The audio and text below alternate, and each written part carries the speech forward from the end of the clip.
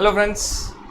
Now let us discuss the next subtopic of your foreign trade policy. Friends, where we are talking about your special schemes, 100% export oriented unit, electronic hardware technology park, software technology park and biotechnology park. All these schemes are explained in your chapter 6 of your foreign trade policy, the policy matter, and the procedure part is friends is given in your handbook of procedures volume 1. So the policy of all these schemes is explained in foreign trade policy chapter 6 issued by your central government, and the procedure of all these policies again is given in chapter 6 in your handbook of procedures volume 1, which is issued by your DGFT. Right. Now friends, when you talk about these schemes, one important thing comes to your mind is what is the difference between your 100% export oriented units and all the other units that we discussed and special economic zone. Friends, if you remember, we have discussed this long back when we have started with your GST, levy of GST. So again, it's nothing but a quick revision. Now when you talk about your 100% export oriented units, they are governed by the provisions of your foreign trade policy. To be very specific, you are talking about chapter 6 of foreign trade policy.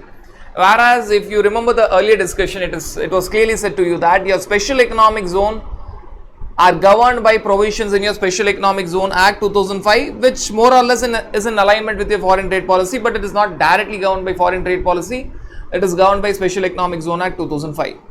And friends, when you talk about your 100% export oriented units, they can exist anywhere. It is not location specific. They can exist anywhere.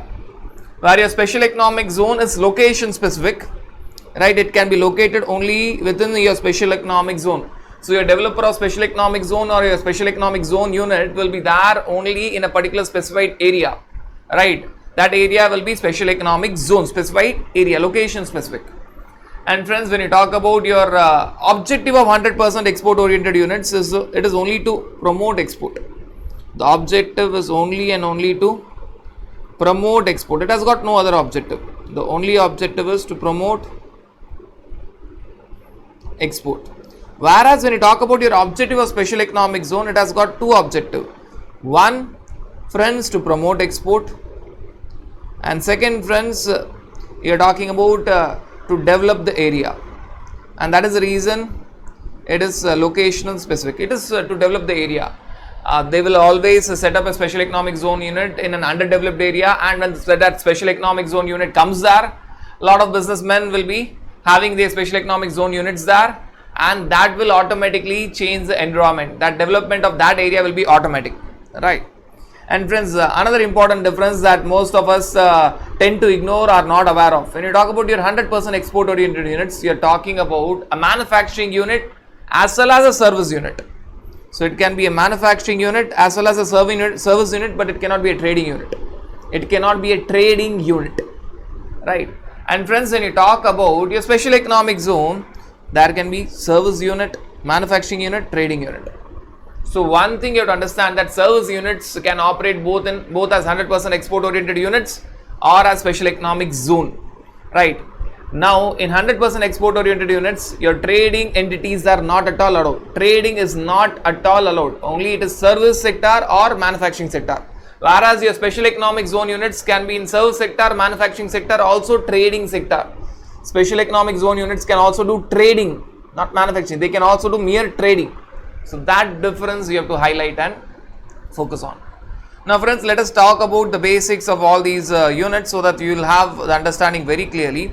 Friends, whenever we are talking about these 100% export oriented units, whenever our focus is on these 100% export oriented units, though I will be using the term only 100% export oriented units, always by default, whenever we are talking about 100% export oriented units, we are going to also discuss about your software technology parks, your electronic hardware technology parks and your biotechnology parks, right? So 100% export oriented scheme, export oriented unit scheme was first of such scheme, and followed by that you had your software technology park scheme, electronic hardware technology park scheme and biotechnology park scheme, which means that always, and all these are separate entities. 100% export oriented unit scheme is a separate thing. Electronic hardware technology park will focus only on hardware of your information technology products. Software technology park will focus only on software. Biotechnology park will focus only on biological items. So you're talking about all these are separate. Common scheme was EOU scheme. Thereafter these schemes were developed, and whenever we are referring to 100% EOU scheme, we are referring to not only one scheme, EOU scheme, we are referring to all the 4 schemes: EOU, STP, ESTP and BTP. So one thing that you have to remember. Now the second thing that you have to understand that we have discussed just now is what is covered here. What is covered here? Your manufacturing sector is covered here. Your trading sector is not covered here. And your service sector is covered here. It can be a servicing unit, manufacturing unit, but not a trading unit. When I am talking about manufacturing, it can include your repairing, reconditioning, re-engineering, etc., etc. Right, it includes that repairing, reconditioning, re-engineering, replacement, etc., etc. So that even that work will be included in your manufacturing unit.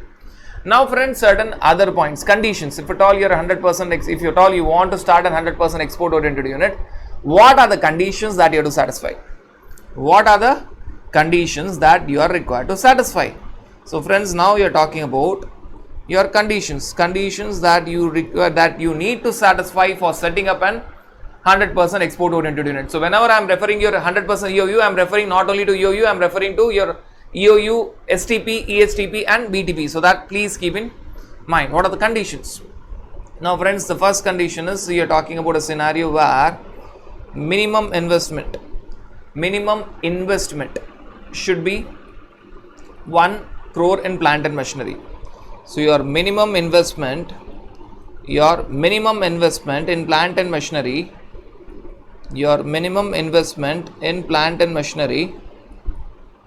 should be 1 crore.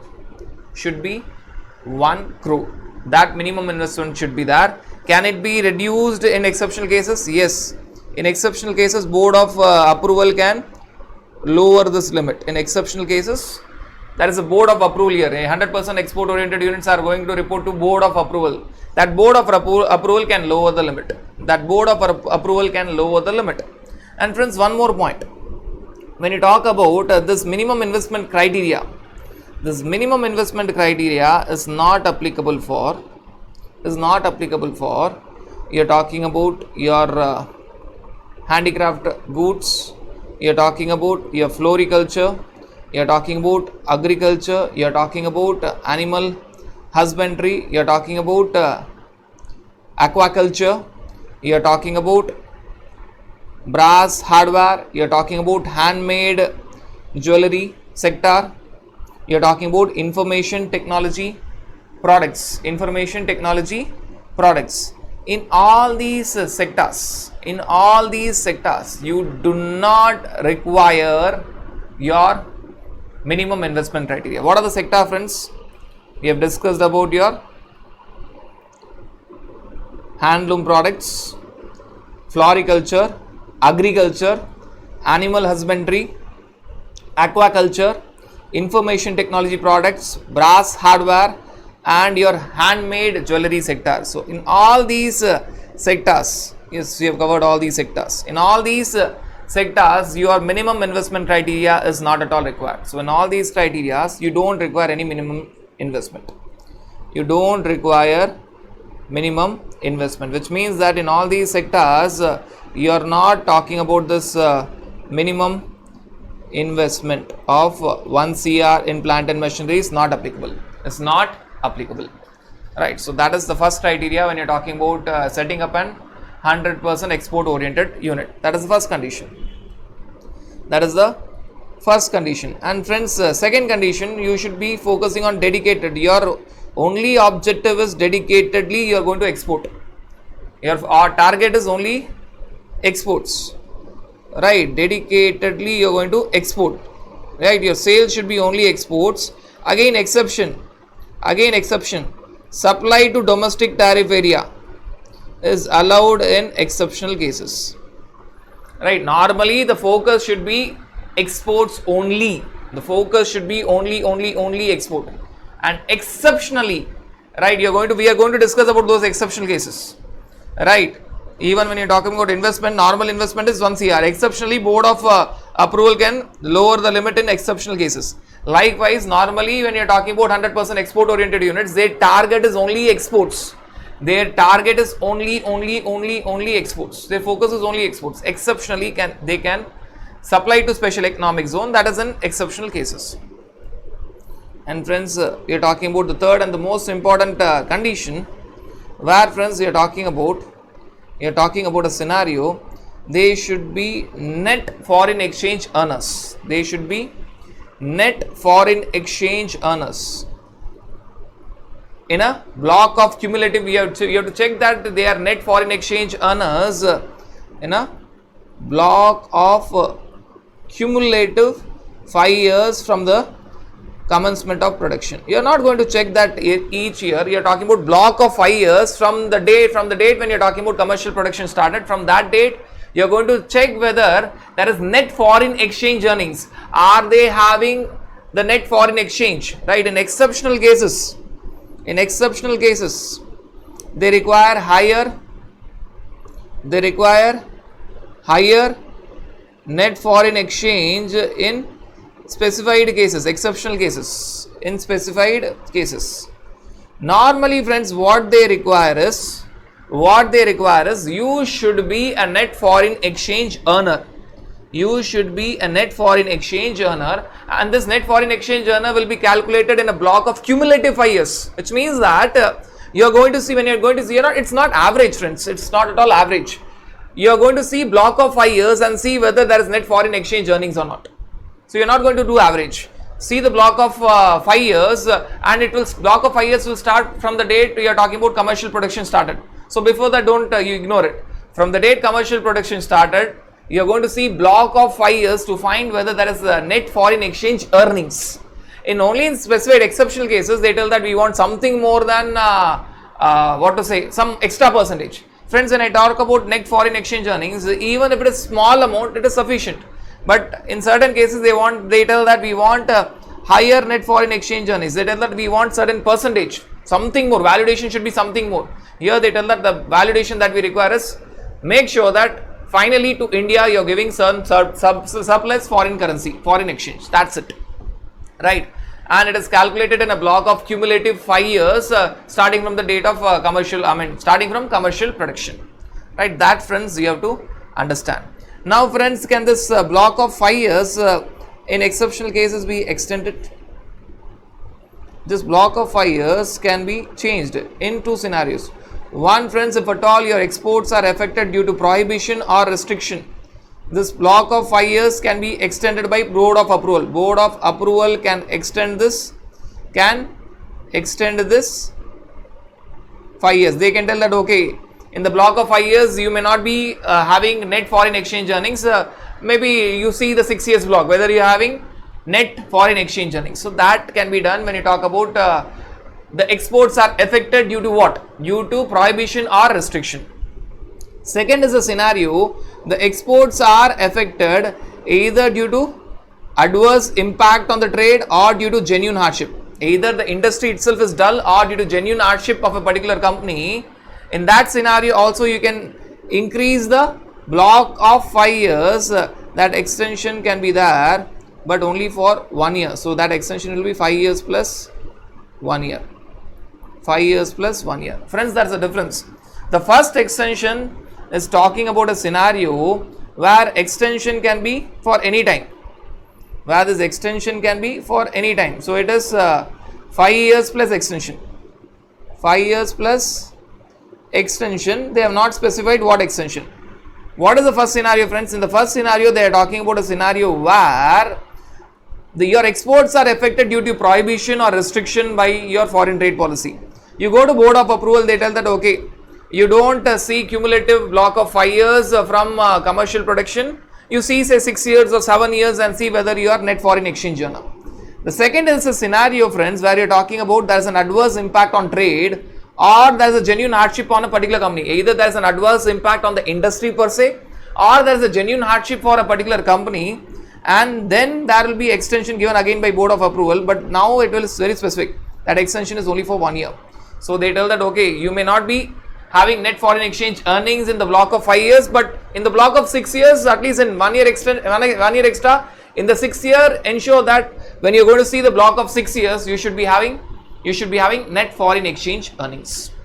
So that, friends, you have to understand. Friends, these are the main criterias that you have to remember. What are the conditions? First is minimum investment in your plant and machinery should be 1 CR. Can it be lowered by your board of approval? Yes, in exceptional cases it can be lowered. But whether this minimum investment criteria is applicable for all the cases? No. When you talk about your handloom products, or you're talking about your floriculture or agriculture or aquaculture or animal husbandry or your information technology services or brass hardware or handmade jewelry sector, this minimum investment criteria is not applicable. Handmade jewelry, right? And friends, the next is a scenario where you're talking about it should be focusing only and only on exports. Only in exceptional cases it can supply to DTA. We will be discussing those exceptional cases. And friends, the next criteria is it should not bring surplus foreign currency to India. At least it should not lose foreign currency. So it should be net foreign exchange earner.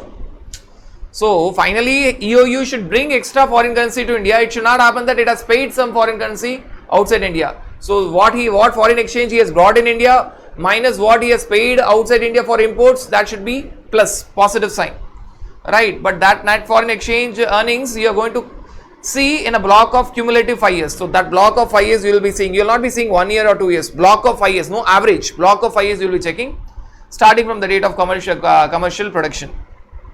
And in certain cases, friends, exceptional cases, they tell that okay, we want a higher net foreign exchange earnings. We don't just want something extra to India. We want 20% excess. So what you have brought in India for your exports is incoming foreign exchange. What you have paid outside India for imports is outgoing foreign exchange. We don't want surplus. We don't want positive sign. We want something more than positive sign. Say it should be plus $1 lakh or plus $10 lakhs. They may even expect that, right? And when it will be extended, that also we have discussed. So these are the basic criteria when you're talking about your 100% export oriented units. Now if you see, friends, we have discussed the difference between the important introduction was EOU and SEZ to ensure that we are not discussing about special economic zone. EOU and the related schemes we have seen. When you see the conditions starting from your manufacturing and service activity but not including trading activity, all these conditions we have seen. And one important thing that you have to understand, normally when you talk about your net foreign exchange earnings, you are talking about a scenario where you are focusing only on exports, right? So when you talk about net foreign exchange earnings is focusing only on your export figures. In very rare cases, you can take your domestic sale to domestic tariff area also counted in your net foreign exchange earnings. Friends, I am not telling that when you can supply to domestic tariff area in exceptional cases. No, we are not discussing that. That is the second point. We are telling that though the supplies to domestic tariff area, but it will be calculated in your net foreign exchange, which means that this point we are extending now.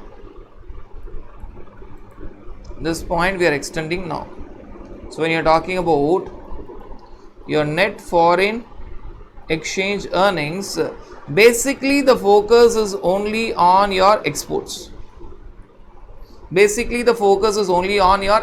You will take into account only exports. In exceptional cases, you will take into account your supply within domestic tariff area even while calculating your net foreign exchange earnings. So this happens only and only in exceptional cases. This is a general thing. So when you are talking about exports, obviously it will be counted in your net foreign exchange earnings. It will be the earnings part minus whatever you have paid for import. Now supply to domestic tariff area in exceptional cases will be counted for your net foreign exchange earnings, will be added to your net foreign exchange earnings. What are these scenarios? What are the scenarios where you are going to count your supply to domestic tariff area for your net foreign exchange earnings? First is a scenario where you are supplying to domestic tariff area, and you are getting foreign exchange from overseas. Though you are supplying to domestic tariff area, but you are getting foreign exchange from overseas, that will be added in net foreign exchange earnings. That will be counted. Second, friends, you are talking about a scenario. You are supplying to advance authorization holder or EPCG holder. You are supplying to advance authorization holder or EPCG holder or duty free import authorization holder, or you are talking about any duty remission scheme holder, which means that person who is going to go for duty drawback, right? So if I were to write this in a very simple way, first for advance authorization holder or duty free import authorization holder, EPCG holder, or any duty remission scheme beneficiary. Now in all these cases, this will be counted in your, this is nothing but your deemed exports. We are going to discuss the last subtopic of your FTP, which is deemed exports. This is nothing but your deemed exports. This is nothing but your deemed exports, right? So when you are going seeing your deemed exports, we will find this point again. So that, friends, will be added. That is going to be added. Third, friends, you are talking about you are supplying to domestic tariff area, but you are supplying to another EOU or another EHTP or another STP or another biotechnology park. So you excuse me, one export oriented unit supplying to another export oriented unit, or one export oriented unit is supplying to special economic zone. Friends, again the focus comes to deemed exports. Again, this also will be covered in deemed exports. Not special economic zone is actually treated as actual export, at least the first part. Again, you are talking about your deemed exports. That will also be counted when you talk about your counting in net foreign exchange earnings. Net foreign exchange earnings. Or friends, you are supplying to a bonded warehouse as per the provisions of your foreign trade policy or your Customs Act, section 65 of your Customs Act, or you are supplying to free trade warehousing zone. So this will also be counted in your foreign exchange earnings. But friends, here there is a condition, as it is not actual export or deemed export, they tell that you should get foreign exchange. Now friends, if you see the first point, right, there are other points also, just compare it. If you see the first point, you are talking about supplying to domestic tariff area, getting foreign exchange from overseas, supplying to bonded warehouse which is established under your foreign trade policy or Customs Act section 65, or free trade warehousing zone, which is not your actual export or deemed export, but you are getting foreign exchange.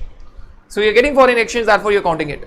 Now second and the third point, if you see second point as well as the third point, you are talking about a scenario where your supply is to advance authorization holder, duty free import authorization holder, EPCG holder, or duty remission scheme beneficiary, or you are talking about supply to another EOU, EHTP, STP or biotechnology park, that is deemed exports, or special economic zone, which is in line with their actual export. In this they don't put any condition. So you can always connect your first and the fourth point and connect your second and the third point. First and the fourth point and second and the third point. And friends, there is one more related point. You are supplying to international organizations which are permitted to import duty free imports, which are paying zero customs duty as per your customs notification. Which means you are supplying to projects of international organizations where your Ministry of Finance has given exemption notification for your customs duty. You are supplying to international projects where your Ministry of Finance has given exemption notification to tell that you don't pay any import duty. Which means that if these international organizations would have imported, they would not have paid any import duty. Now they are not importing, they are purchasing from 100% EOU. So friends, this is also covered in your deemed exports. So when you are going to see deemed exports, things will be things will be very simple, because even this fifth point, second, third and fifth, all these 3 points, supply to advance authorization holder or duty free import authorization holder, EPCG, or supply to another EOU or supply to international organizations where they have the benefit of zero customs duty. They don't have to pay any customs duty. If at all they would have imported. Now they are not importing. Now who is supplying them? Who is supplying them? In all these cases, EOU. When I am talking about EOU, it is not only EOU, EHTP, STP and BTP is supplying them. Right. But it is supplied to a project of international organization where they have the customs exemption notification of zero customs duty. So that will also be treated as deemed exports. So your 2, 3, 5 are related where the focus is on your deemed exports. The focus is on your deemed exports. Right. Now friends, these are all points where you're talking about general points. It is not specific sector. It is all general sector. Now you have certain specific points. If you look at this exceptional cases, first few points. So you are talking about what we have discussed is first few points where you are talking about point number 1, DT against foreign exchange from overseas, 2, 3, 4 and 5. These first few points are all connected because they were not talking about any particular items. So they are general. They are not focusing on any goods or services. And the last 3 points are specific. Then the last 3 points that we are going to discuss are very specific. Right. Now the last 3 points talks about your items, specific items. So it talks about specific items where you are not going to count it. So we can discuss it here. It's specific items. So first item that is discussed here. The first item, can make this in a different color. The first item that is discussed here is you are talking about supply of stickers, tags, or you are talking about your bags, printed bags or belts or buttons, right? All these, or even hangers to domestic tariff area. All these supplies are made to domestic tariff area who are going to further export. See, ready-made garments items. So you are talking about supplies of stickers, labels, tags or printed bags or belts or buttons or even hangers to domestic tariff area who is going to further export it, a particular category. Next friends, we are talking about information technology items, or you are talking about your telecom and electronic items, right, which is having the benefit of if at all they were imported, they had zero import duty on them to promote the sector. Next friends, again this is also supplied to your domestic tariff area. Next friends, we are talking about supply of LPG gas, specific LPG gas by EOU. In all these cases also supplier is EOU. Supply of LPG gas by EOU to public sector undertaking. Which is further going to supply to household domestic consumers in terms of your public distribution system, which means that your ration card. So you are 100% export oriented units, you are supplying LPG cylinders to public sector undertakings. Who will further give it to us? You are talking about household domestic consumers, and that is in accordance with your public distribution system. So these are item specific. Friends, when you see item specific, first is ready-made garment sector where you talk about label, stickers, tags, printed bags, belts, buttons and hangers supplied to domestic tariff area who is going to further export the ready-made garments. Or you are talking about EOU supplying information technology items or telecom or electronic items to domestic tariff area. Or EOU supplying LPG gas to public sector undertaking who is going to further supply to domestic household consumers under your public distribution system, that is ration card. So these are the items where these are the total 8 items, 5 plus 3. In these scenarios, though they are supplied to domestic tariff area, the supply is to domestic tariff area, but it will be calculated or it will be added in your net foreign exchange earnings. So this turnover will be added along with your export turnover. While calculating while calculating net foreign exchange earnings. So when you talk about all these cases, 5 cases of first part and 3 cases of the second part, 5 cases general points, not specific sector, 3 cases specific sector. These are the 8 cases where the supply is to domestic tariff area, right? But it is included or counted for your net foreign exchange earnings. It is included or counted for your net foreign exchange earnings. So that, friends, you have to understand when you're talking about the third condition which we are discussing, that net foreign exchange earnings should be there for 100% export oriented units. Now friends, if you look at this detailed list, all these points, you have not missed out any single point. All these points we have discussed, and friends, who will take care that these foreign, the 100% export oriented units is achieving this net foreign exchange earnings in the block of cumulative 5 years. That will be taken care by unit approval committee.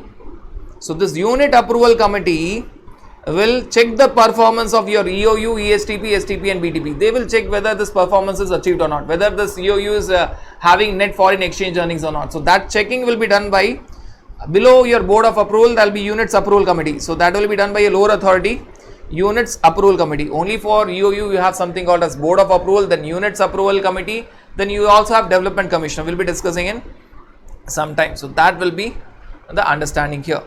Now friends, if you look at all these points, we have done with the kind of basic conditions. Now friends, we are discussing about what are the eligible exports and the eligible imports, eligible purchase, eligible exports and eligible imports that this particular EOU can do. Eligible exports by EOU and eligible imports by EOU.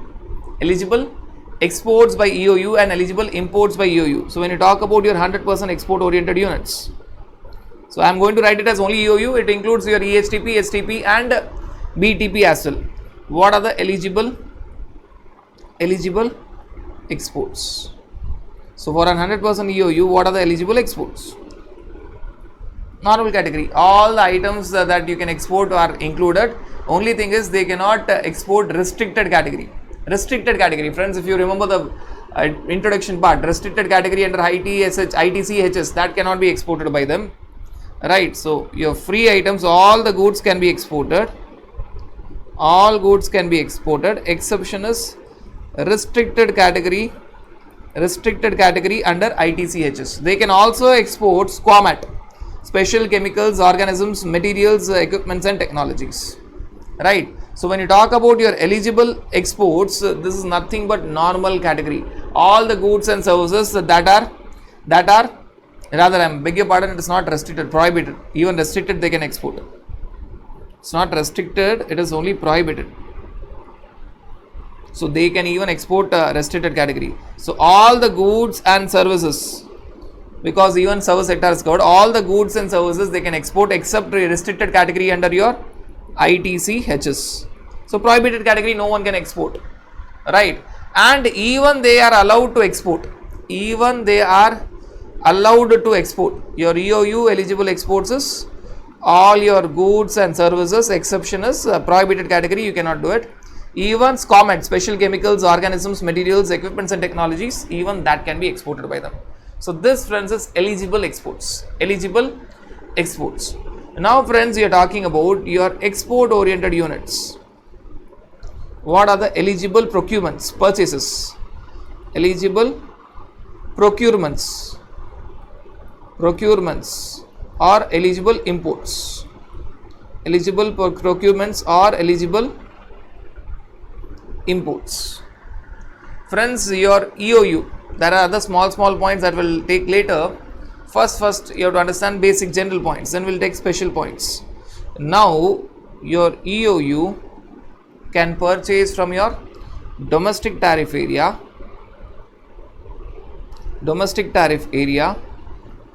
or EOU can also purchase from outside India, can also purchase from bonded warehouses, can also purchase from your international exhibitions held in India, international exhibitions which are held in India, right? So when EOU is purchasing from within domestic tariff area and EOU is purchasing from outside India or bonded warehouse, outside India or bonded warehouse, or you're talking about international exhibition held in India. Friends, you have to understand that this would attract GST. This transaction is nothing but deemed export. DTA to EOU is nothing but deemed export. So this transaction will obviously attract GST. But the second step will be refund of GST will be there under GST law section 147. Either the DTA unit supplier can go for refund, or EOU recipient can go for refund. But GST will be paid by the supplier. So this transaction DTA to export oriented unit, that is highly possible, where you're talking about GST will be paid by the supplier and the refund can be either asked by the supplier or the recipient, that is DTA or the EOU. And friends, when you talk about your actual import, or you're talking about imports from bonded warehouse, or you're talking about international exhibition in India, right, your import duty is not yet paid. So import duty will not be paid. Including you're talking about including the benefit of IGST and compensation cess, even that will not be paid till 31st of March 2021. That we have discussed.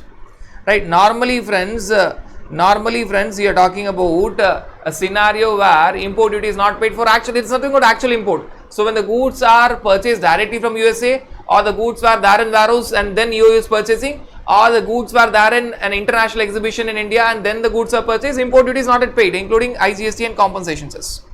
Import duty is not at all paid, right, including your IGST and compensation cess. Exemption is up to 31st of March 2021. So that is even for your EOU, not only for your advance authorization holder, or EPCG holder. This benefit is even for your 100% export oriented units. Friends, if you remember, that is by virtue of 78/2017 exemption notification, even 79/2017 exemption notification. Right, so this, friends, you have to remember. Just like advance authorization and EPCG authorization, when EOU is importing it, it may not have any advance authorization or EPC, or it is not having any advance authorization, or it does not require that. The beauty of this is, it does not require any advance authorization or EPCG authorization. Even then, the treatment will be the same. The treatment is, there is no import duty which is paid on the same. There is no import duty that is paid on the same. So that, friends, you have to understand. And this import, friends, can be of your inputs or capital goods. So this point also needs to be mentioned. It can be of inputs or your capital goods. Right. Now, friends, you have to understand that about your inputs. This inputs import is can be also there for specified inputs. Specified goods can be also there purchased by EOU for the central facility, which are not going to be exported but which are going to be used within EOU for the central facility when you talk about import. And friends, when you talk about your capital goods, you have to understand that this capital goods can be second hand capital goods also. This capital goods purchased by 100% EOU can be even second hand capital goods. So that is also possible. So friends, this point you have to understand. Now this actually tells that what all procurements are done by EOU. EOU can procure directly from domestic tariff area, or it can import from USA or bonded warehouse or international exhibition in India. If it is directly procuring from domestic tariff area, the GST will be paid by the supplier, but refund of GST will be claimed either by the supplier, DTA, or the recipient. This is nothing but your deemed export. And if it is actual import from USA or bonded warehouse or international exhibition in India, then friends, EOU is not going to pay any import duty, including IGST and compensation cess till IGST and compensation cess exemption is till 31st of March 2021. Just like an advance authorization holder and EPCG holder, just like them. So it is very similar to them, but it is not having any advance authorization or EPCG. Though it is not having any advance authorization or EPCG, the treatment is the same. And these inputs can be specified goods even when they are given for the central facility, even then it is allowed. And the capital goods can also be second hand capital goods. In addition to it, you have to understand that this import can be 5% up to 5. This is the normal point. This is all the normal point. Now few special points. Friends, we are discussing special points. Normal points we have completed. So when you're talking about special point number 1, special point number 1 is when you're talking about these categories, your spares and components. Your spares and components can be imported free of cost. Right, your spares and components are free of cost, beg your pardon. Your spares and components can be imported and further exported. So it can be imported and further exported by your 100% EOU. But the spares and components import and export can be up to 5% of FOB value of exports in the previous year. 5% of FOB value of your previous year. See friends, this spares and components, what is happening is it is not going into the manufacturing process. The spares and components is not going into the manufacturing process. And whatever inputs and capital goods we have discussed here, they are in fact going into the manufacturing process. They are going into the manufacturing process. Now the spares and components is not going into the manufacturing process. Therefore, it is said that you can import your spares and components and export the same, but it is maximum. What is the maximum limit of spares and components import and export? It is only up to 5% of FOB value of 100% EOU's exports in the previous year. And one more special point about this is this spares and components which you can import and export up to 5% of FOB value in the previous year will not be counted for your net foreign exchange earnings, because it is traded. Simple reason, this is not a manufacturing activity, this is a trading activity. Though the spares and components goes along with the manufactured item, but it's not exactly manufacturing activity. So they tell that along with my, I am the export oriented unit, along with my manufactured final product, can I send spares and components, can I import the same and export the same? Yes, you can do it, but the limit is 5% of your FOB value of exports in the previous year. Up to that, imports is allowed as well as export is allowed. Along with the import is allowed to be given along with the manufactured final product. So 5% of FOB value of previous year.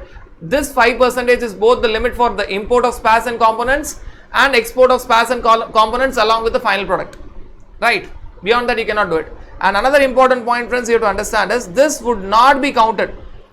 This limit is allowed. You can have your spares and components imported and exported along with your final product up to 5% of FOB value of exports in the previous year, but this will not be counted for your direct tax benefits, also for your net foreign exchange earnings. So this point, friends, you have to understand. And there's one more special point. One special point we have mentioned here. There's one more special point. The second special point is export promotional.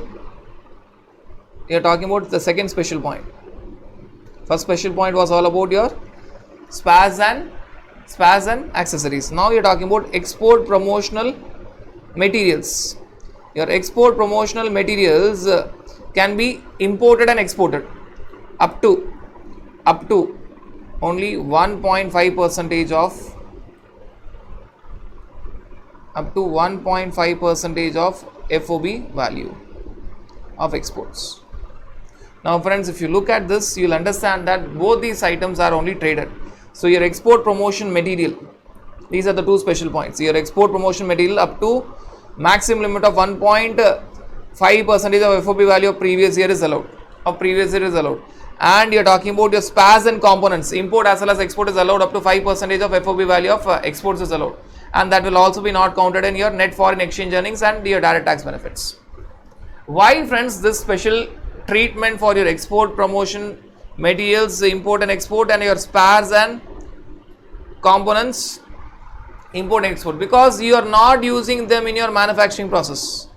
These items, your spares and components as well as your export promotion material, is not going inside the manufacturing process. Therefore they put a limit. So if it is export promotion material, the import of that export promotion material can be maximum up to can be a maximum value up to 1.5% of FOB value of exports in the previous year. And friends, if it is spares and components, the import as well as export of spares and import of spares and components alone and export of spares and components along with the manufactured final product can be up to 5% of FOB value of exports. Friend, beg your pardon, there is no previous year. 5% of FOB value of that export, that manufactured final product. So I have to remove this of previous year, 5% of FOB value of that export, because that spares and components will go along with that final product. So 5% of FOB value of that export of fine manufactured final product, and that friends will not be counted. That spares and components portion will not be counted for your net foreign exchange and even for your direct tax benefit. So this friends you have to understand. Now friends, there are certain special points. There are certain special points when you talk about special cases where you can you lease your capital goods or not, etc., etc. Now when you're talking about certain special points, you're talking about first your leasing of your capital goods. Leasing of your capital goods. We are done with what can be imported and what eligible imports and eligible exports. Now friends, we are focusing on certain special points where you're talking about lease of capital goods.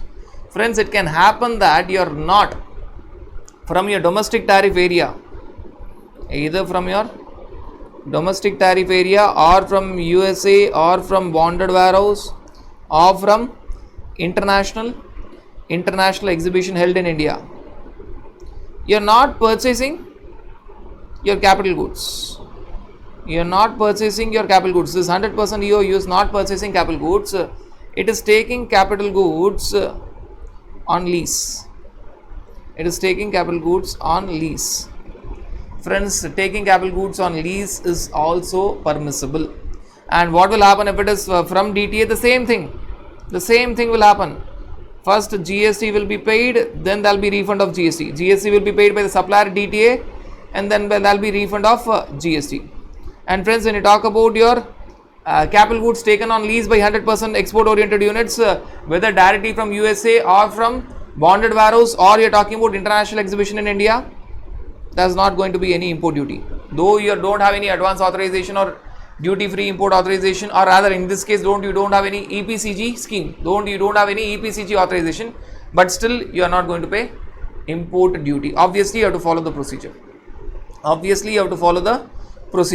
And friends, this is one thing, they tell that it is allowed. Capital goods need not be purchased by EOU, it can be taken on lease. Right? And they go on to the extent and tell that EOU may have capital goods. It may sell capital goods. To non-banking financial company and take back that capital goods. So there may be sale of capital goods by EOU to NBFC, and there may be sale and lease back of the same capital goods to EOU because of financial arrangement. Even this is permissible. So they talk about two special points. First, they tell that lease of capital goods is permitted by EOU, permitted for export oriented units. They can take the capital goods on lease. If it is domestic tariff area giving the capital goods on lease to EOU, GST will be there, and thereafter refund of GST will be there. But if it is the lease of capital goods is done by a foreign supplier or bonded warehouse, or you are talking about international exhibition in India, then import duty will not be there. Again, lease is allowed, subject to the condition is there should be a contract, clear cut contract. So for lease of capital goods, they put certain conditions. First, there should be a clear cut contract with the domestic supplier or the foreign supplier. This is you are talking about DTA, domestic supplier or the foreign supplier. And in the export in the import document, if you are talking about say the capital goods is coming from outside India or bonded warehouse, in the documentation, the name of the supplier and the recipient should be clearly mentioned, which means recipient is EOU and the supplier is you are talking about your USA bonded warehouse or international exhibition in India, supplier that should be clearly mentioned. So if you talk about that particular condition, sale and lease back, sale of goods, capital goods by EOU to NBFC and lease back is permitted. That is one point. And this point tells that the documentation of imports or procurement should mention the name of EOU and the leasing company. And the leasing company, that documentation should contain both their names. So that is the point that you have to understand. So you're talking about lease of capital goods which is permitted. Next friends, you're talking about inter-unit transfer. Inter-unit transfer. Now friends, you're talking about inter-unit transfer of what? Manufactured final products. So friends, they are telling that one export oriented unit, EOU1, has manufactured the final product, it has to give it to EOU2. Or you're talking about EOU1 giving it to special economic zone. Friends, when you talk about EOU, I am talking about EOU, ESTP, STP and BTP. So I am taking only EOU. So whenever I am referring EOU, I am talking about all four categories: EOU, ESTP, STP and BTP. So please keep that in mind. Now they tell that when you are talking about one EOU to another EOU, they tell that transfer of manufactured final product by one EOU to another EOU is permitted. Right, you have to follow the procedure, but it is permitted. Obviously that would attract GST. So that would attract your GST and compensation cess. That will be surely there, but it is permitted. It is very much permitted. You have to comply with the procedure and it is very much allowed. It is very much inter-unit transfer is very much allowed. And this manufactured, it can be of manufactured final product or it can be of capital goods. And when you are talking about EOU to SEZ, they allow this only for your capital goods. Again, they tell that GST will be there. But whatever benefits you have taken, that will not be withdrawn. So import duty benefits you would have taken not paying import duty on your inputs or capital goods, that will not be withdrawn. So benefits will not be withdrawn. So they tell that you can transfer your manufactured final product or you can transfer your capital goods. So when you talk about one EOU to another EOU, it can be manufactured final products or capital goods. But when it is EOU to special economic zone, only capital goods. Right? GST provisions will be there. Your GST will be applicable. Is it permitted? Yes, it is permitted. Should you comply with the procedure? Yes, you should comply with the procedure. Whether your import benefits will be withdrawn. So they tell very clearly that your import benefits, import of inputs or capital goods, import benefits will not be withdrawn. Benefits will not be withdrawn. Your import benefits will remain. It is permissible. So your import benefits which you have taken not paying import duty, etc., your import benefits will not be withdrawn. Obviously, you have to comply with the procedure. So that is a common point that you have to do. You have to comply with the procedure. You have to comply with the procedure for sure. So you have to comply. When you are doing this, you have to ensure that all the documentation, etc., the procedure is totally complied with. So that is a very simple thing when you talk about your transfer, when you talk about your inter-unit transfer. Obviously, wherever I have referred EOU, it does not only indicates EOU, it talks about EOU, HTP, ESTP and BTP, right? So EOU to EOU, manufactured final product as well as capital goods is allowed, GST will be there, comply with the procedure, export benefits will not be withdrawn. EOU to special economic zone, only that transfer of capital goods is allowed, GST will be there, your import benefits, whatever you have taken, not export benefits, your import benefits at the time of purchase, procurement, that will not be withdrawn. So GST provisions will be there. So that is a very simple point that they tell. And if I want to tell in a very simple way, the summary is one unit of EOU, ESTP, STP, BTP to another unit shall be on payment of applicable GST and procedure, but your import benefits that you have taken will not be withdrawn. And friends, this you have to do with the permission. One of the important procedure is you have to intimate both your development commissioner and customs authorities. For doing this, you have to intimate your development commissioner of EOU. You will have development commissioner for EOU and customs authorities. You have to intimate. There is no permission. You have to intimate your development commissioner as well as your customs authority. So this inter-unit transfer is clear. Now friends, we are talking about sale of unutilized or surplus materials. Friends, if you look at this point, it was supply of what? Supply of manufactured final product. So you is done manufacturing or capital goods. one EOU to another EOU, pay GST, follow the procedure, give the intimation to Development Commission and Customs authorities, or EOU to Special Economic Zone, transfer of capital goods is allowed. Obviously, your GST will be applicable. Follow the procedure, intimate Development Commission and Customs authorities, nothing will happen. Your import benefits will not be withdrawn. Very important point. Whatever import benefits you have availed at the time of, whatever import benefits EOU has availed at the time of procurement or import of inputs will not be withdrawn. Inputs or capital goods will not be withdrawn. Now friends, we are talking about unutilized material, which means EOU has got surplus or unutilized materials. It is not putting that into manufacturing. Now that friends, it is giving to or selling to either domestic tariff area or another EOU or special economic zone. Now friends, when this is happening, you are talking about unutilized materials. Whether manufacturing is done? No. When I tell unutilized raw materials, I will write in this way, unutilized raw materials, which means manufacturing is not yet done. Friends, what will happen is, obviously it is going to attract GST. This is going to attract GST. Your GST will be there. Plus your import benefits will be withdrawn, which means along with GST you have to pay back, your customs duty also. Initially you took the benefit of not paying customs duty, now you have to pay your customs duty also, including special customs duties.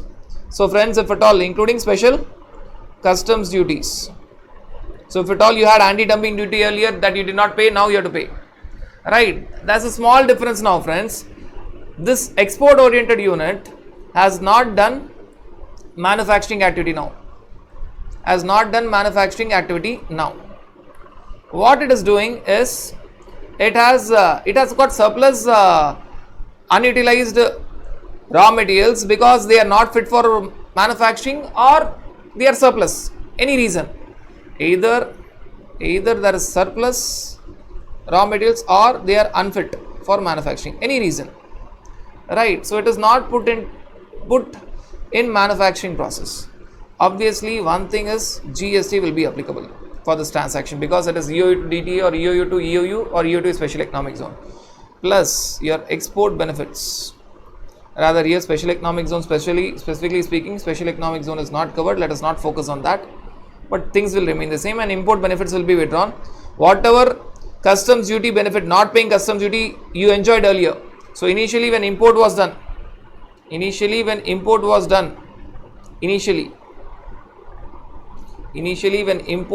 of that raw material, initially assuming that this was imported, initially when import was done of this of raw material, import duty, we have discussed that, will not be paid.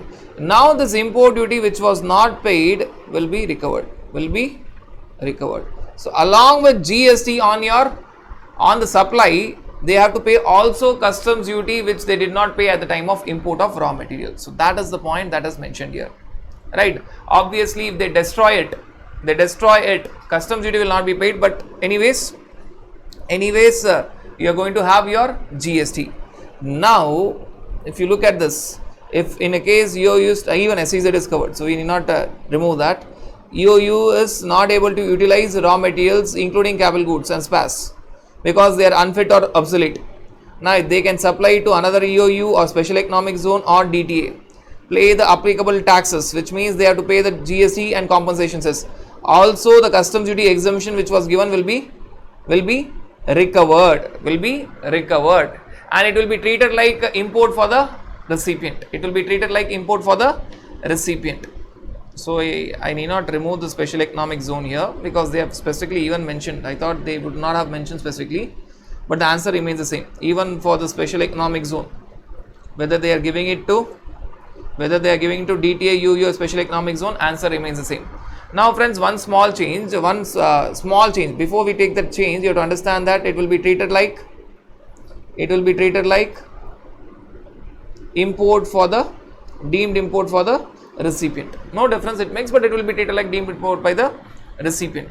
Now friends, if at all I tell that this unutilized raw materials, because which is surplus or obsolete or unfit is destroyed, it is destroyed in front of customs authorities, whether inside the unit or outside the unit, then friends, you're not going to pay customs duty. Whatever customs duty benefit you enjoyed, that recovery of customs duty benefit will not be there. They are not going to recover the customs duty. Initially you enjoyed not paying customs duty, now they are not going to recover your customs duty, but GST will be applicable. This is a special point. You are not selling it to domestic tariff area or EOU, another EOU, or special economic zone. What you are doing, friends, is you are destroying this unutilized raw materials, which is because of their unfit or their obsolete or their surplus in front of customs authorities, whether within the EOU unit or outside the EOU unit. They obviously that will attract GST, because they would have enjoyed the input tax credit. So that will attract GST. Your deemed supply, you have to remember Schedule 1, because input tax credit would have been enjoyed, but they are not required to pay the customs duty. Initially they enjoyed the benefit of not paying customs duty, now they are not going to pay the customs duty. So that recovery import benefit which was given earlier will not be withdrawn. You are not going to pay import duty because you have destroyed it. You brought it, you destroyed it, you are not going to pay customs duty. Friends, what is the change that you see is, if this unutilized raw materials are sold by EOU to DTA or SEZ or another EOU, on that supply GST will be there. Along with that, the customs import duty benefit that they enjoyed, not paying import duty initially, they did not pay import duty, now they have to pay customs duty. But friends, this is the first scenario. Second scenario, they are not selling it, they are destroying it in front of customs authorities, whether within the EU unit or outside the EU unit. GST will be applicable because deemed supply. If I were to even connect your GST, please remember your deemed supply concept, Schedule 1. Right, but your customs duty will not be recovered. The exemption on customs duty that you enjoyed earlier will not be withdrawn. They are not going to recover your customs duty. So that, friends, you have to understand. Right, so this is all about your three special cases where you are talking about. First we spoke about your lease of capital goods, then we spoke about your inter-unit transfer, then we saw inter-unit transfer is of manufactured final product, friends, and capital goods. It is not of your we are not talking about your raw material. Here it is sale of unutilized raw material. So this completes all these points, and one special point is mentioned here. If it is disposal of used packing material, then you have to pay the duty on transaction value. That's it. On the sale value, you have to pay the duty if it is used packing material. Now friends, there are certain special points. In what all cases you can supply in domestic tariff area? In what all cases you can supply the goods in domestic tariff area? This, friends, we are not going to discuss it now. Before we discuss this point, we will discuss, there are two special points that you have to discuss. We will understand what are the benefits that you get if at all you are 100% export oriented units. So there are two special points. If you remember in the beginning, I said that normally 100% EOU has to only export. In special cases, they can give it to domestic tariff area. We are going to discuss that finally. Now, before that, we have to understand what are the benefits these 100% export oriented units are going to get. Advantages or the benefits of 100% export oriented unit. You are talking about the benefits of 100% being 100% export oriented units. We have discussed the basics of 100% export oriented units, all the special conditions, etc. we have discussed. Eligible exports, eligible imports we have discussed. Even the special case of lease of capital goods, inter-unit transfer, and sale of unutilized materials we have discussed. Now we are talking about benefits of being 100% export oriented unit. First benefit is from the angle of duty or tax. Second benefit, friends, is from the other benefits. Second benefit is other benefits. Second benefit is other benefits. Now friends, when you talk about other benefits, first 100% net foreign exchange earnings can be 100% foreign exchange earnings or your foreign exchange earnings can be kept in exchange earners foreign currency account, because that will be used for paying your amount, foreign currency for imports. So they can be kept in exchange earners foreign currency account. So whatever foreign exchange you're getting, you can keep it in exchange earners foreign currency account. Second benefit, they are not required to execute any bond or bank guarantee. There's no need of any bond or bank guarantee. They are going to trust you, right? Whether you're talking about your imports, there is no need of bond or bank guarantee. You're going to import the inputs or capital goods without import duty, but there's no need of bond or bank guarantee. And plus, even when you are sending the goods to domestic tariff area for job working, when the goods are sent to domestic tariff area for job working, again the goods will come back after job working to EOU. So they don't require, they are not asked to give any bond or bank guarantee, because government trusts them. Third, 100% foreign direct investment is allowed by automatic route. So you have 100% FDI, foreigners 100% can invest in your export oriented units. So 100% foreign direct investment is allowed when you're talking about your EO units. Fourth, anyone supplying to EOU, that will be treated as deemed exports for the other person. That will be treated as deemed exports for domestic tariff area. So the last subtopic that we are going to discuss is, friends, deemed exports, that is from the angle of your domestic tariff area. One of the deemed exports is DTA selling to EOU. So this benefit, friends, will be actually to DTA. DTA giving to EOU will be treated as deemed exports. So DTA will also enjoy something. And the first three benefits is directly to EOU. The last benefit is indirectly to EOU. The first three benefits is directly to EOU. What are the first three benefits? You can keep your foreign exchange in your exchange earners foreign currency account. No need of bond and bank guarantee. Though on import you don't pay import duty, or though when you are sending the goods to DTA for job worker, the goods have to come back, but there is no requirement of bond or bank guarantee.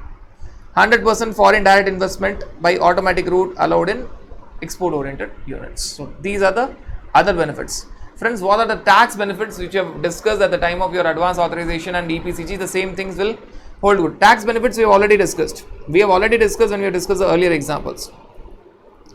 DTA to EOU, USA to EOU. We have already discussed the tax benefits. If at all it is DTA to EOU, your inputs or capital goods, what will happen, friends? First, GST will be paid by the supplier, by DTA supplier, but your refund of GST will be applicable under your section 147 of your CGST Act. There will be refund of your GST either to domestic tariff area or to EOU. Either by refund can be claimed either by supplier or by recipient. Obviously EOU should not take input tax credit. So that we have already discussed. And friends, when you talk about imports or capital goods, inputs or capital goods, if it is imported, so first was a scenario where you are talking about domestic purchases. Second is a scenario where you are talking about import of inputs or capital goods. And now, friends, without any advance authorization or EPCG, you don't require that. No advance authorization, no EPCG, you are not going to pay import duty, including there will be no IGST and compensation cess on your import duty. That also need not be paid, but the benefit of not paying IGST and compensation cess is only up to 31st of March 2021. That you have to understand. And when you talk about input services, normal treatment, GST will be there on input services, but after the EOU exports the final product, in GST you can go for refund of input tax credit of inputs as well as input services. So that benefit can be enjoyed. Now friends, if you look at this particular point, these points we have already discussed in the beginning. When we are discussing something else, these points we have already discussed. Duty or tax benefit. Duty or tax benefit. Friends, when you talk about your duty or tax benefit on the domestic purchases by your EOU, on your domestic purchases by your EOU, GST will be suffered, but refund of GST will be there either by the supplier DTA or the recipient EOU. On the import purchases by EOU, import duty itself will not be there, including IGST and compensation cess. The benefit of not paying IGST and compensation cess is only up to 31st of March 2021. And friends, you have to understand that this EOU does not require any advance authorization or EPCG specifically. He may take it, but not required. By default, if you are EOU, you don't require that. But if you don't satisfy the conditions of EOU, you may go for this advance authorization EPCG. And there's no requirement of bond bank guarantee. There's no requirement of, when I tell this, there's no requirement of any bond or bank guarantee. There's no requirement of any export obligation, etc. etc. These are all automatic benefits. These are all automatic benefits if you start comparing this with your advance authorization and EPCG. Other exporters will have to go for it and they have to execute bond bank guarantee and they have to fulfill export obligation, but not for EOU, but not for your 100% export oriented units. So that, friends, you have to understand. These are the advantages of being 100% export oriented units. When I tell 100% EOU, it is also for your EHTP, STP and BTP. So duty and tax exempt benefits and other benefits that is mentioned here, all these benefits we have discussed. Now friends, if you look at the scenario, there are two special points that are left out. Two special points that are left out. One is a very small point. Very small point. Can EOU export through other exporters? Yes. So first, there are two special cases which is left out. First, we are discussing a very normal case, normal points, very normal points. Then we'll take an interesting case and wind up your EOU. EOU can sell the goods to another exporter, manufactured or goods or software developed to another exporter or another EOU or SEZ. So 100% EOU can give the manufactured goods or the services, because your service sector is also adopted for EOU. So manufactured goods, also the services including software, to another exporter or to EOU or special economic zone, subject to specified conditions, and that will be counted in your net foreign exchange earnings that we also already discussed. Friends, this will be counted in your net foreign exchange earnings that we have already discussed earlier, right? So that is possible. Next, friends, you are talking about exit from EOU. Can you go out from EOU scheme? Yes, you, with the permission of Development Commissioner. First, friends, you have Board of Approval, then you have Unit Approval Committee, then you have Development Commissioner. With the permission of Development Commissioner, EOU can opt out of the scheme, and when it is going out of the scheme, then all the GST provisions will be very much applicable on payment of applicable GST on the stock. On the payment of applicable GST on the stock, because it has enjoyed the benefit of GST was paid but refund was taken. Now it has to make the payment of GST on the stock which is available on the date of exit scheme. Plus extra point, if at all it has not achieved its obligation. What is the obligation of EOU? To ensure that in the block of cumulative 5 years it is a net foreign exchange earner. If it is not a net foreign exchange earners, it has to pay a penalty. Two things you have to remember. Can you exit from EOU scheme? Yes. Go to Development Commissioner, tell him that I want to exit from EOU scheme, and whatever is the stock which is available as on the date of exit scheme, if at all you have applied for refund of GST, again you have to pay GST. Second, when you are exiting from EOU, ensure that you have fulfilled the criteria of being net foreign exchange earners in a block of cumulative 5 years. If you have fulfilled that, no need to worry. If you have not fulfilled that, you are liable to pay penalty. Right. So that is the next point.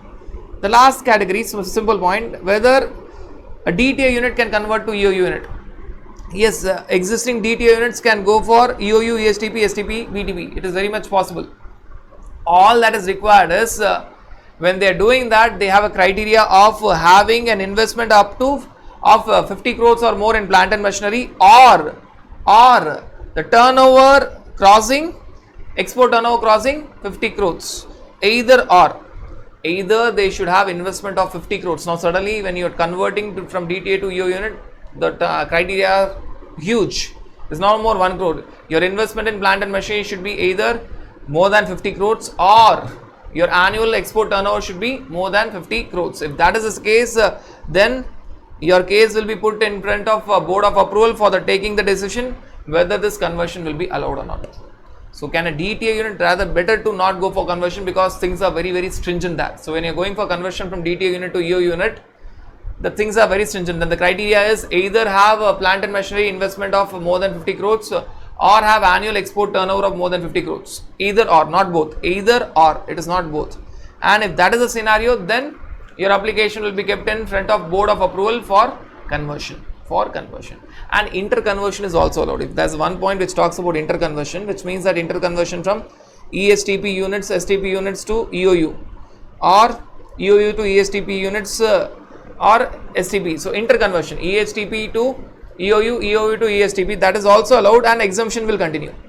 So if they are converting within them, no need to worry, it is highly possible, exemptions will continue. So what is important is you have to remember point number 1 and point number 3, because they are important. Conversion from DTA to EO unit, conversion from DTA to EO unit, it is highly possible, but the criterias are a bit higher. Either have investment in your plant and machinery more than 50 crores, or have annual export turnover more than 50 crores, then that conversion will be accepted. Rather, that will be kept in on the table of board of approval for the decision to be taken whether conversion will happen or not. Right. So that is all about 3 special points where you are talking about. First was a very simple point that we have discussed in the beginning itself, while understanding this net foreign exchange earnings. So EOU can give it to another exporter or another EOU or SEZ, and that is very much permissible. Obviously, procedure has to be complied with. Intimate your development commission and customs authorities, and that will be counted in your net foreign exchange earnings. Right. Second point is all about exit scheme. Exiting, no need to worry. Whatever stock is there on the exit date, ensure that on that stock, if at all refund was claimed, pay GST again. If refund was not claimed, no need to worry. If refund was claimed, again pay GST and claim the input tax credit. If refund was claimed, pay GST and obviously claim the input tax credit, but you have to pay and claim the input tax credit.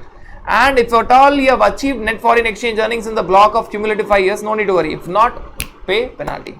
The last is all about interconversions, ESTP to EOU, EOU to ESTP, STP to EOU, EOU to STP, or merger of ESTP and EOU. No need to worry. Can happen at any point of time, and the benefits will continue. There will be no stoppage in benefits. But DTA to EOU, that is possible only if your investment in plant and machinery is more than 50 crores or your annual export turnover is more than 50 crores, either or. Right, and then board of approval will consider for conversion. Now friends, we are talking about the last aspect of your EOU, where if you remember I said that normally an 100% export oriented units is expected to export. It is expected to export certain permissible transactions he can have in domestic tariff area. Certain permissible transaction he can have in domestic tariff area. Now friends, if you look at this point, your entire production of EOU is to be exported. However, following are allowed as exceptions when the sale can be in domestic tariff area. Sale of goods in domestic tariff area. Sale of goods in your domestic tariff area, that is manufactured goods in your domestic tariff area.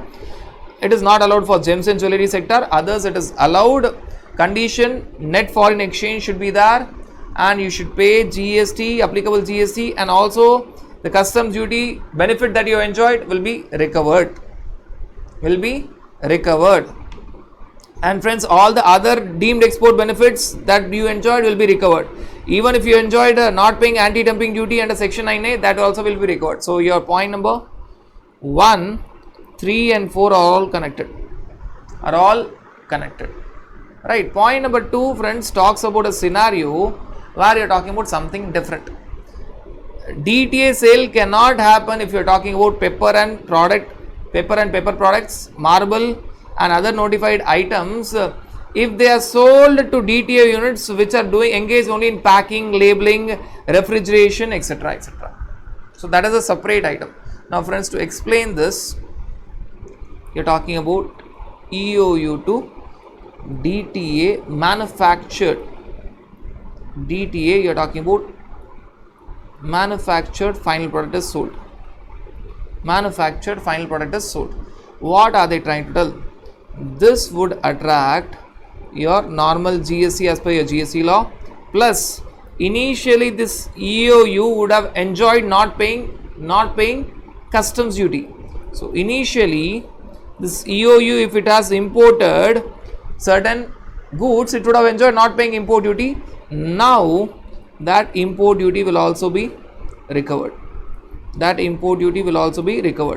And when this import duty is recovered, also a special import duty, anti-dumping duty under section 9A will also be recovered. Not only anti-dumping duty, all the special import duties, your safeguard duty, section 8B of your Customs Tariff Act, your anti-subsidizing duty section 9 of your customs tariff act, and anti-dumping duty section 9A of your customs tariff act. Everything, your import duty, whatever exemptions you enjoyed at that point of time will be recovered now.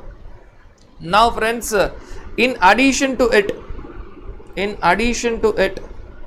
whatever other benefits of foreign trade policy you enjoyed, that will also be recovered. Now what are they trying to tell? They are trying to tell a very simple thing. If your EOU is supplying to domestic tariff area what manufactured final product, first they put a condition. This condition is very important. They tell that it is allowed only if at all there is net foreign exchange earnings. Only if at all there is positive net foreign exchange, means when I tell positive net foreign exchange means there is net foreign exchange earnings. Positive, it should be positive. So condition is, it is allowed only if it is positive. So that condition you have to remember. Now secondly, what they tell, what all will happen obviously on this transaction. First you have to see the condition. First you have to satisfy the condition that there is a positive net foreign exchange earnings. Second, you have to understand that you have to pay GST on that transaction, which is a normal thing.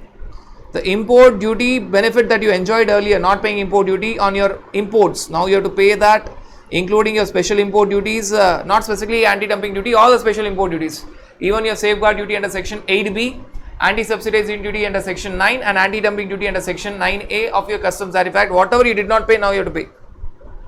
And other benefits of foreign trade policy that you enjoyed will be recovered. That's it. And friends, there is a special point. That's a special point. Apart from this, there's a special point. What is that special point? They are telling that this supply will not be allowed. EOU to domestic tariff area supply will not be allowed. Manufacture final product. This supply will not be allowed when, if at all you are talking about pepper and pepper products or marble items or other notified items being supplied to a domestic tariff area which is only a packing unit or a labeling unit or a sterilizing unit, etc. It is not into manufacturing, it is only doing the other ancillary works. So they are telling that, this is a very special point, it has got nothing to do with the earlier discussion. It is telling that if at all EOU is giving or selling to domestic tariff area the manufactured final product, but that is paper products or marble items or other notified items, whatever it is, if that DTA unit is engaged only in as a packing unit or a labeling unit or a sterilizing unit, then this supply is not allowed. That's it. That is all about manufactured goods, supply of manufactured goods. Now friends, let us take the next point. What if EOU is supplying to domestic tariff area services? That was manufactured final product. Now friends, we are talking about services. Is it allowed?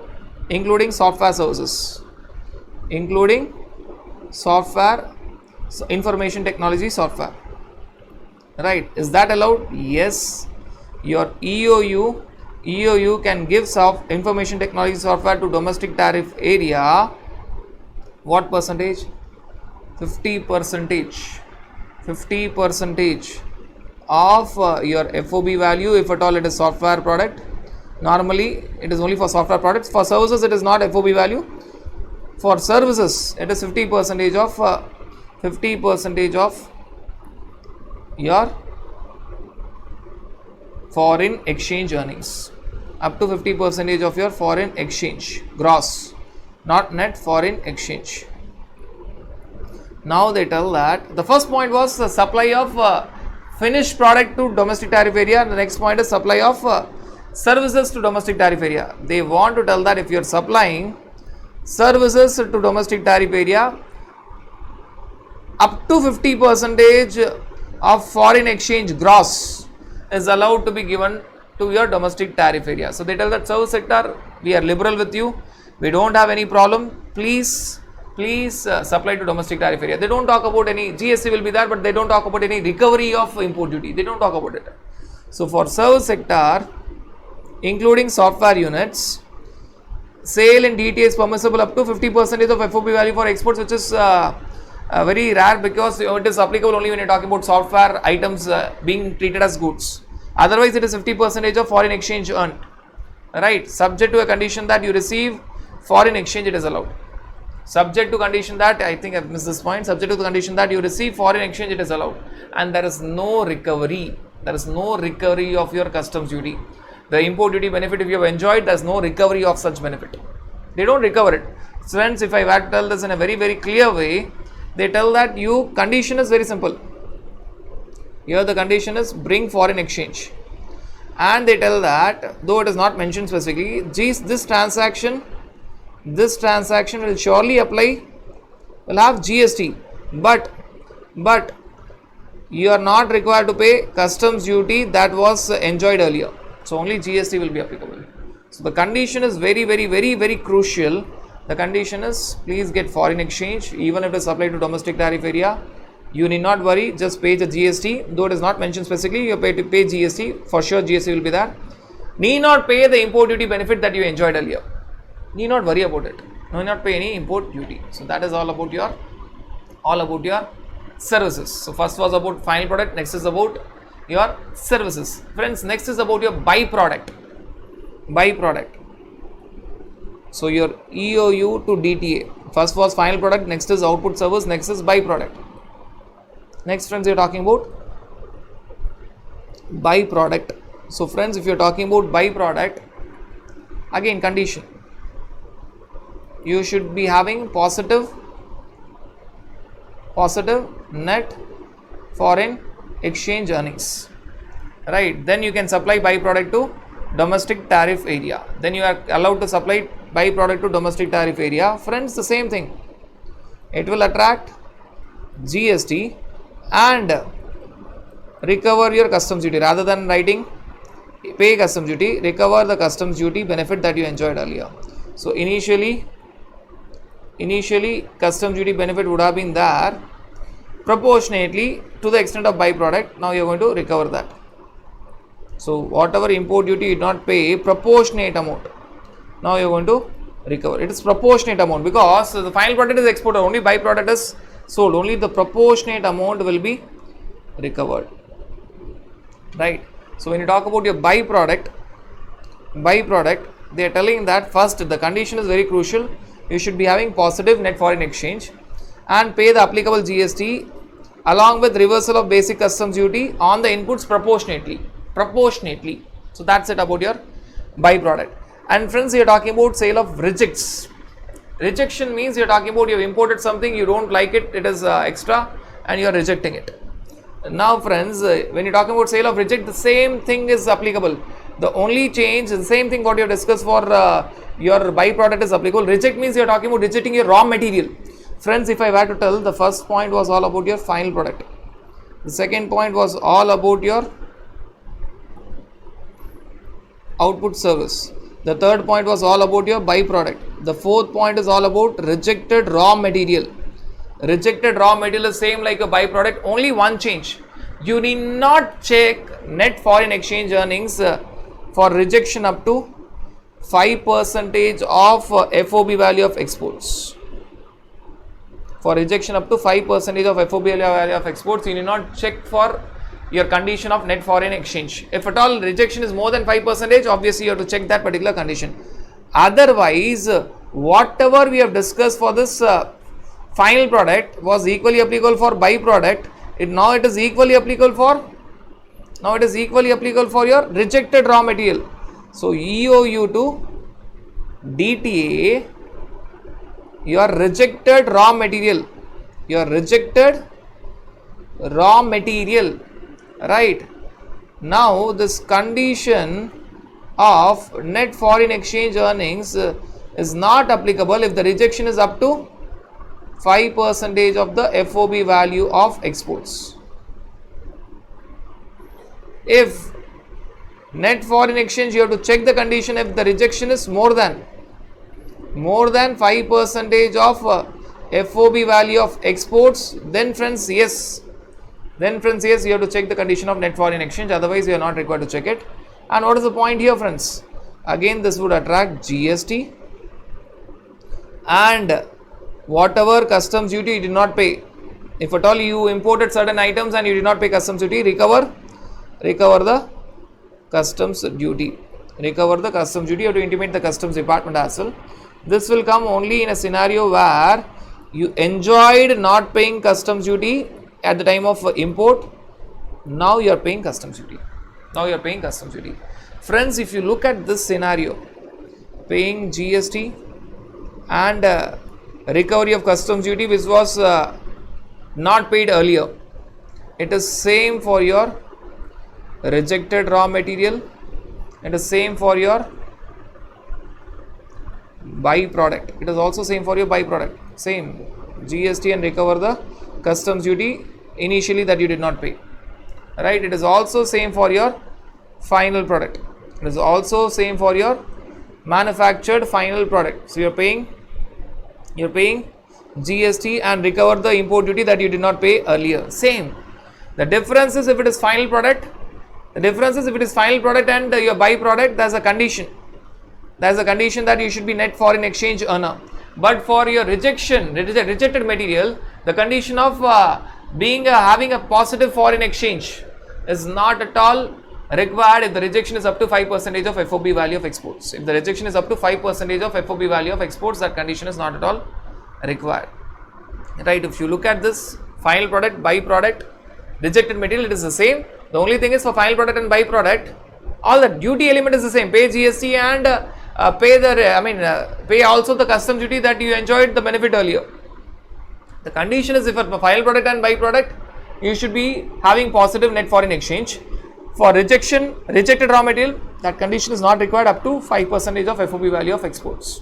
5% of FOB value of exports. Now friends, we are talking about waste and scrap.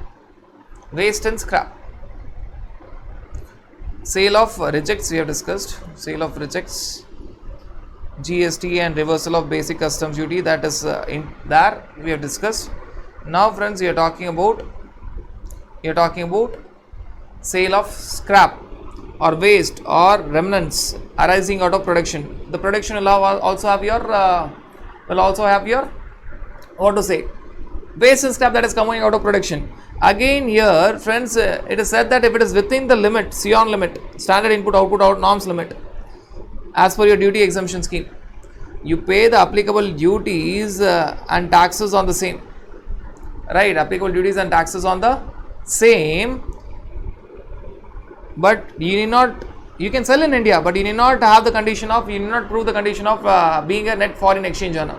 Even if you are not a net foreign exchange earner, you can sell the waste and scrap within domestic tariff area. They can also be exported. If it is exported, there is no duty, and if it can also be destroyed. If it is destroyed, customs duty recovery will not be there, but GST will be there. Now friends, if you look at this scenario, what is happening now for waste and scrap is very similar. EOU selling waste and scrap or remnants, to domestic tariff area out of your production process, which comes out of your production process.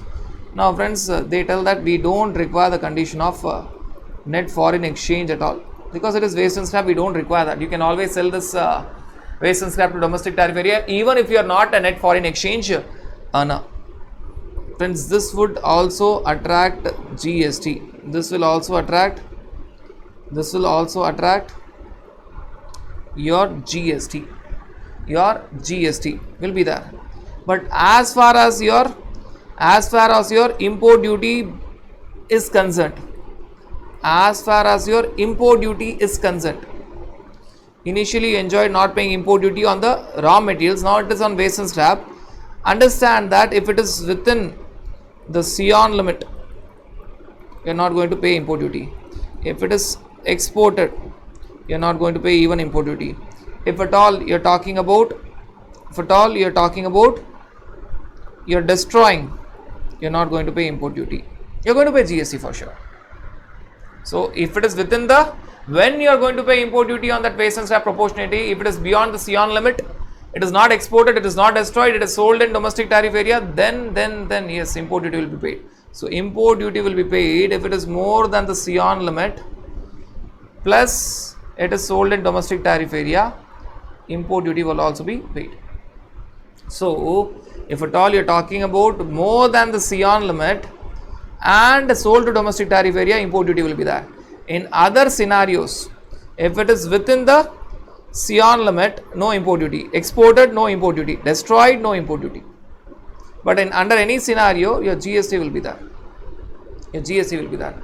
And friends, here when your waste and scrap is sold to domestic tariff area, there's no condition of your net foreign exchange. There's no condition. There's no such condition of your net foreign exchange. Friends, if I were to summarize this, EOU to domestic tariff area. EOU to domestic tariff area. Final product, byproduct, rejected raw material and waste and scrap. Final product, byproduct, rejected raw material and waste and scrap. Final product, byproduct, they clearly have a condition. For final product and byproduct, clearly they have a condition that you should be having net, you can sell it to domestic tariff area only and only if you are having positive net foreign exchange. Positive net foreign exchange. Now friends, for your rejected raw material, you don't check your positive net foreign exchange if that rejection is up to 5% of FOB value of exports. 5% of FOB value of exports, you don't check that. And friends, if it is waste and scrap, you never check your net foreign exchange. You never check that. You can always sell that to domestic tariff area. So if it is final product and byproduct sold to domestic tariff area, please check that whether that EOU is a net foreign exchange earner. Only then you can sell the final product and byproduct in DTA. Rejected raw material up to 5% of FOB value, don't check that condition of net foreign exchange, please sell to DTA. Waste and scrap to domestic tariff area, don't check, don't see your net foreign exchange, whether you are net foreign exchange earner or not, you can always sell to domestic tariff area. Now friends, what actually happens? In all these cases, normal point. In all these cases, normal point. If I am talking about normal point, this will attract GST and import duty. If benefit was enjoyed of not paying import duty, recovery of proportionate import duty. Recovery of proportionate import duty. In all these cases, when, if at all, initially at the time of import, import duty was not paid, only then this recovery of import duty will come.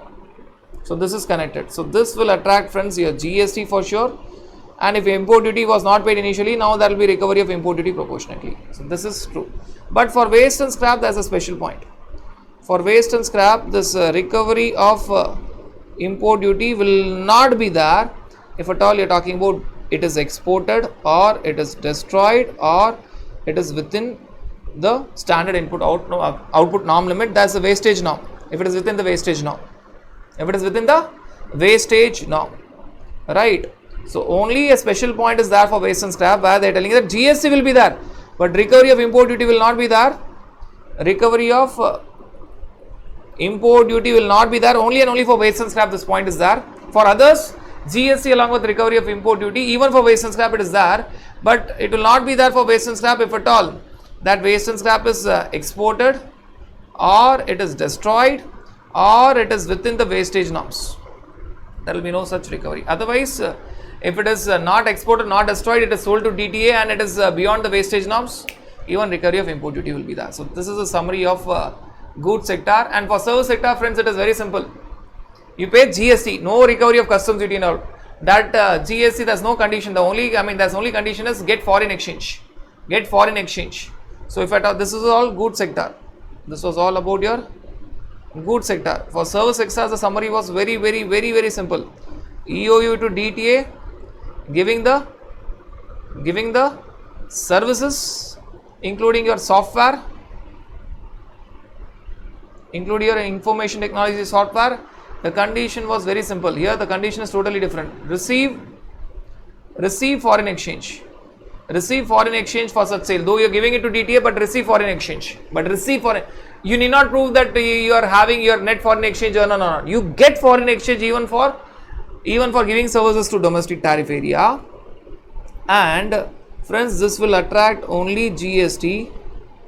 There will be no recovery of your customs duty, right? So that is a differentiating factor. Only GST, there is no recovery of any customs duty. And friends, till what amount you can export? This export can be of 50% of your FOB value of for your software goods, and it is if foreign exchange earnings. 50% of your foreign exchange gross earnings for normal services, because there is no FOB value for services. It is 50% of foreign exchange earnings. So two criteria rather. First, get foreign exchange, though you are giving to DTA, get foreign exchange. So there is no point of being net foreign exchange earner. No, it is a very different condition. They tell that you get foreign exchange even if you are selling to DTA. 50% up to 50% of FOB value of export or foreign exchange earnings gross, this EOU can sell it to domestic tariff area. So these are the two criteria. One is the limit and one is the condition that you get your foreign exchange. And friends, the last point, this is a summary of goods sector and this was a summary of service sector. Right, the last point, it is talking about spares and components. It is telling that if at all you have supplied the final product to your domestic tariff area, obviously if it is within the warranty period, you have to give even spares and components. So they are telling that if at all I have supplied within the limit, I have supplied to domestic, if I have supplied my final product to domestic tariff area within the limit, obviously there will be warranty time and I have to give spares and components within the warranty time. That, friends, can be given up to 2% of value of manufactured articles of the final product that I have given to domestic tariff area in the previous year. To that extent, to the same buyer, I can give spares and components as a after sales service. Obviously, it will attract applicable GST and compensation cess along with reversal of customs duty. Friends, it is goods sector special point. What are they trying to tell? They are trying to tell that if at all within the permissible limit, if I have supplied final product to the domestic tariff area, it is highly possible that I have to give him spares and components after say 6 months or 7 months, after sales service. Till what extent it is allowed? Till 2% of the final product that was supplied to DTA last year, till that extent in current year, spares and components can be given only to the same customer or the same buyer to whom final product was sold. And obviously the same condition, goods sector means pay GST and whatever import duty benefit you enjoyed at the time of import, not paying import duty, now pay the import duty. So they tell for goods sector, there's one more point. If I cannot write in the summary point of goods sector, they talk in a very logical manner. They tell that EOU would have supplied to domestic tariff area final product. Obviously, there may be a requirement of after sales service where he is required to give now spares and components. Friends, we are not talking about exports of spares and components that we have discussed earlier. That export and import of spares and components up to 5% of FOB value is allowed and that will not be counted in foreign exchange earnings, etc. We are not talking about it. We are talking about giving spares and components to the domestic tariff area, selling spares and components to the domestic tariff area buyer. Now, what are they telling? They are telling that as you have exported certain final product to domestic tariff area, as a part of after sales service, you may be required to give spares and components to the same buyer,